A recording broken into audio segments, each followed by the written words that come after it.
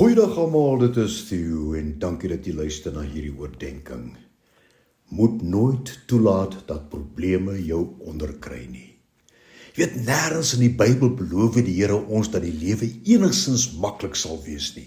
Maar wanneer ons hindernisse, moeilikheid, vervolging en lyding in die gesig staar, dan kan ons dit as 'n verskoning gebruik net om toue op te gooi. Of ons kan verantwoordelikheid neem en die vyand weerstaan met die krag wat die Here God tot ons beskikking stel. Baie lank gelede het iemand die volgende opmerking gemaak: die deur na die kamer van sukses swaai altyd op die skeniere van struikelblokke, teenstand of probleme. En wanneer ons geen teenstand in die gesig staar nie, is dit waarskynlik 'n aanduiding dat ons nie veel in die lewe doen of wil bereik nie.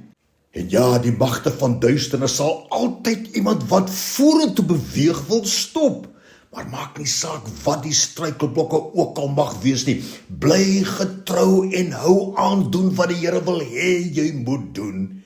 Jy weet, vir 40 dae het Saul en sy soldate met vrees gereageer op die verskyning van die kampioen Goliat. 1 Samuel 17 vanaf vers 4. Toe kom daar 'n baasvegter uit die laars van die Filistyne met die naam van Goliat. Hy was 3 meter lank en daar was 'n koper helm op sy hoof en sy koper panser van skubbe het 59 kilogram geweeg. Die stiel van sy spies was soos 'n wewersbank en die ysterlem daarvan was 7 kilogram swaar. Dan lees ons in vers 11, en toe Saul en al sy soldate die Filistyn sien en hoor wat hy sê, was hulle verskrik en bevrees, hulle het weggevlug. Maar luister net na die reaksie van die herderseun Dawid, toe hy op die toneel verskyn het, 1 Samuel 17 vanaf vers 32, en Dawid het vir Saul gesê, niemand moet vir hierdie Filistyn bang wees nie, ek sal teen hom gaan veg. Maar Saul sê vir Dawid, hoe kan jy teen hom gaan veg? Jy is maar net 'n seun, en hy's die baasvegter van die Filistyne.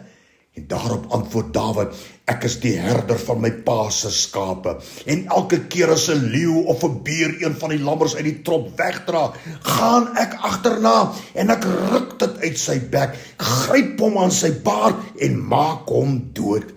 Ek het leeu's en bere gedood, en ek sal dieselfde doen met hierdie onbesnede Filistyn, wat die slagodders van die lewende God uitgedaag het.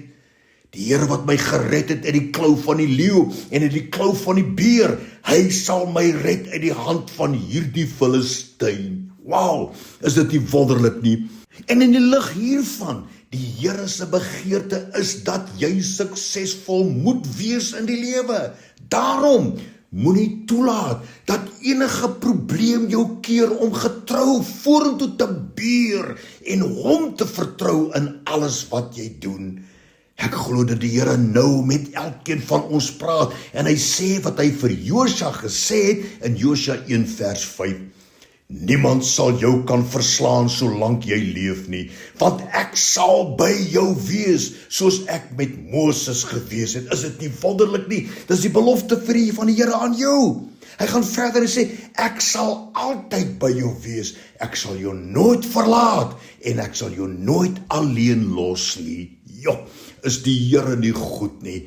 En luister net, Josua 1 vers 9 praat die Here met Josua, soos wat hy nou ook met elkeen van ons praat, te midde van jou omstandighede, in midde van die duisternis in jou lewe dalk. Hy sê daar, wees sterk en baie dapper my kind, wees nie bevrees of verskrik nie, want ek die Here jou God is met jou, waar jy ook al gaan.